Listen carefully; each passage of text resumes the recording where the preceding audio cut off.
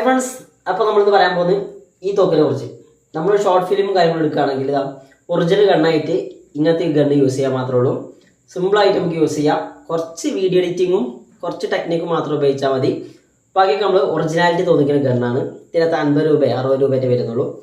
ഈ ചുവപ്പ് കളറിലൊക്കെ ഒന്ന് പെയിൻ്റ് അടിച്ച് കറുപ്പാക്കി കൊടുക്കാം. അപ്പോൾ നല്ല ഒറിജിനൽ തോക്കായിട്ട് കിട്ടും. പിന്നെ കുറച്ച് ടെക്നിക്കും എഡിറ്റിങ്ങും മാത്രം അറിഞ്ഞാൽ മതി. ഈ തോക്ക് നമ്മൾ ഉഷാറാക്കി എടുക്കാൻ പറ്റും. ഡെമോ ഞാൻ കാണിച്ചു തരാം, അപ്പോൾ മനസ്സിലാവും. അപ്പോൾ നിങ്ങൾക്ക് വീഡിയോ ഇഷ്ടപ്പെട്ടാൽ ജസ്റ്റ് ഒന്ന് സബ്സ്ക്രൈബ് ചെയ്യുക. അതോടൊപ്പം തന്നെ അടുത്ത് കാണുന്ന ബെൽ ബട്ടൺ ഒന്ന് എനേബിൾ ചെയ്യുക. എന്നാൽ ഞാൻ ഈ വീഡിയോസൊക്കെ അപ്ലോഡ് ചെയ്യുമ്പോൾ നോട്ടിഫിക്കേഷൻ നിങ്ങൾ മൊബൈലിലേക്ക് എത്തുള്ളൂ. ഈ തോക്ക് എല്ലാവരും കണ്ടിട്ടുണ്ടാവും. ഇത് ഇറങ്ങിയിട്ട് കുറേ ആയി ഇപ്പോൾ. അപ്പോൾ അത് എങ്ങനെയാണ് ബേസിക് ആദ്യം പറഞ്ഞുതരാം. ജസ്റ്റ് ഇങ്ങനെ വലിക്കാം, പിന്നെ അതിനൊരു ടാപ്പ് കിട്ടും.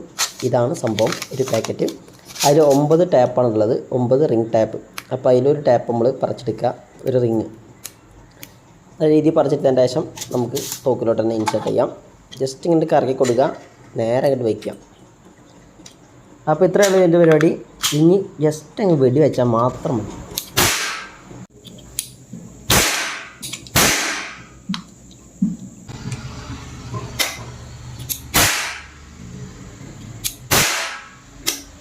ഇനി നമ്മൾ റീഫിൽ ചെയ്യേണ്ടതും ഇത് തന്നെയാണ്. നമ്മൾ റിംഗ് ക്യാപ്പ് ഈ പ്ലാസ്റ്റിക് എടുത്ത് കളയാം, ഇതിൻ്റെ അടുത്ത റിംഗ് എടുത്ത് വയ്ക്കാം.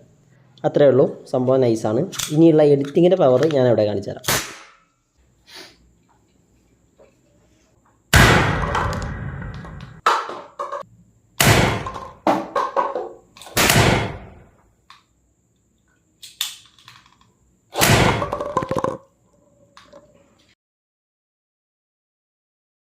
അപ്പോൾ ഈ സാധനം വെടി വയ്ക്കുമ്പോൾ ഇങ്ങനെ വീണത് പറഞ്ഞാൽ ചെറിയ നൂല് കെട്ടിയിട്ടുണ്ട് ഇതിൻ്റെ അടിയിൽ.